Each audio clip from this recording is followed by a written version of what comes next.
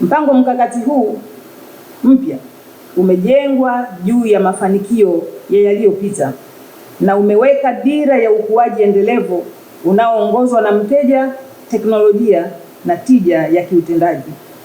Katika kipindi hiki kipya cha kimkakati, tunaweka mkazo mahususi katika maeneo yafuatayo. Kwanza, kuboresha kwa kiwango cha juu sana huduma kwa wateja.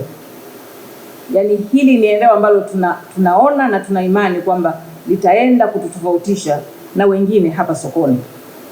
Lakini kuimarisha mabadiliko ya kidijitali na matumizi ya kimkakati ya data.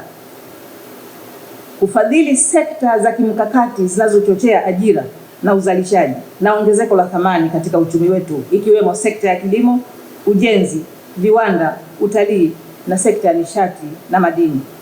Lakini pia tunaenda kupanua wigo wa shughuli zetu nje ya huduma za sasa za kibenki, pamoja na kupanua wigo wa benki yetu nje ya mipaka ya Tanzania. Sasa tunakwenda kuwekeza na kuipeperusha bendera ya Tanzania katika viwango vya ubora na ufanisi nje ya Tanzania.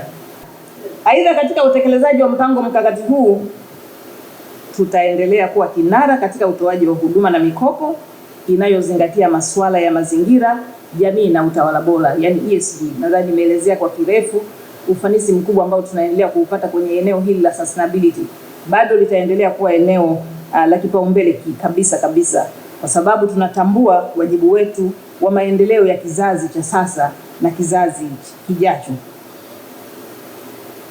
Kwa wateja wetu, mpango mkakati huu unaenda kuweka kipaumbele ubora wa huduma, bidhaa bunifu na upatikanaji wa huduma kwa urahisi kabisa bila kikwazo cha muda au umbali.